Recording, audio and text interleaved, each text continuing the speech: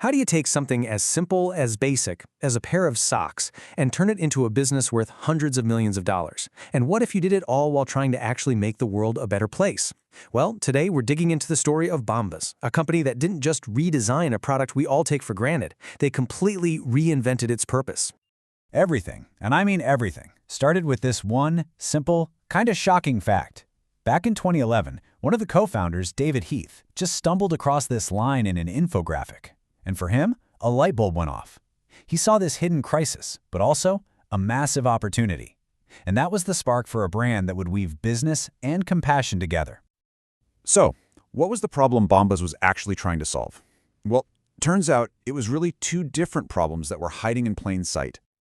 Okay, so the issue they spotted was two-sided. On one hand, you have us, the consumers. For most of us, socks were just socks, right? A cheap afterthought. The market was flooded with mediocre, uncomfortable stuff that just didn't last.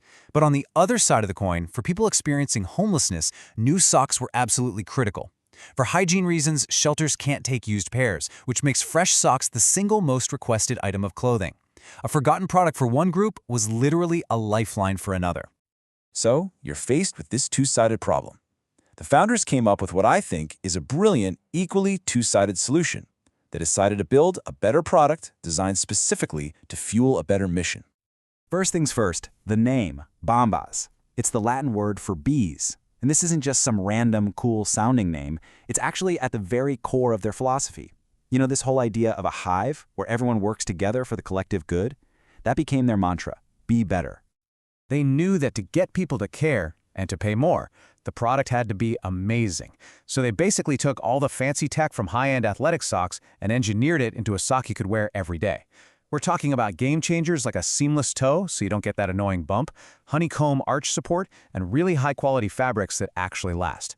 They were dead set on creating a sock people would genuinely get excited about. And this is where that amazing product connects directly back to the problem they first discovered. The solution was a simple, powerful promise. For every single pair of socks you buy, Bombas donates a specially designed, durable pair to someone in need.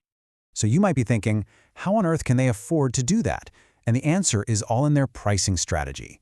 Yeah, at over $12 a pair, Bombas are way more expensive than a multi-pack of Hanes. But, and this is key, they're priced way less than those super elite performance brands like Darn Tough, even while offering a lot of the same features. This creates this perfect premium for purpose price point that gives them the margin they need to fund the entire donation model. Okay, so you've got a fantastic product and a mission that people can really get behind. The stage was set for some serious growth. The Bombas Hive was about to get a whole lot bigger. It all happened so fast. After a really successful crowdfunding launch in 2013, their appearance on Shark Tank in 2014 was like pouring gasoline on a fire. Sales just exploded. Only 2 years after that, they'd already donated their millionth pair of socks. By 2018, they were a $100 million company, and by 2021, they donated an incredible 50 million items. The momentum was just off the charts. This quote from co-founder Randy Goldberg really just nails their secret sauce. It's a flywheel, you know? The incredible product justifies the higher price, and that price is what funds this authentic, powerful mission. Then, that mission brings in customers who care about quality and purpose, and the whole cycle just keeps spinning, getting stronger and stronger. One really can't exist without the other. And as they grew, their expansion strategy was just brilliantly simple. All they did was follow the need. After tackling socks, the #1 most requested item in shelters, they moved on to underwear, which is #2. And after that, t-shirts, the 3rd most requested item. This kept their new products perfectly in sync with their original mission. But look, that kind of explosive growth, it never comes without some serious challenges. I mean, scaling a product company is hard enough. Scaling a complex, nationwide donation model at the exact same time, that is a whole other beast. Now, Bombas wasn't the first company to do the buy one, give one thing. They were definitely inspired by Tom's shoes, but they also watched them struggle. Tom's got a lot of criticism about its actual impact, and eventually they had to move away from their one-for-one model. Bombas learned from that and decided to focus on building really deep relationships with its partners. But as you're about to see, that choice created its own massive set of challenges. 3,500. What's that? That's the number of giving partners that Bombas works with all across the country. See, instead of just teaming up with a few giant charities, they built this huge, decentralized network of local shelters and community organizations. It allows for this incredible hyper-local impact, but just try to imagine the operational nightmare of managing that many individual relationships. And this is exactly why that complexity is so important to them. This quote from one of their partners, City Relief, it just says it all. It speaks to the authenticity of what they're doing. Bombas employees actually volunteer. They show up, they hand out the items themselves. That direct connection builds incredible trust and ensures they know what the community really needs. It's an amazing model, but it is incredibly difficult to scale. And that brings us to today.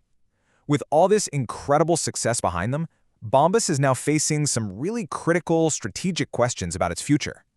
First, there's the question of speed. Do they keep their foot on the gas and continue this rapid growth, even if it means risking that their supply chain or their donation network could break under the strain?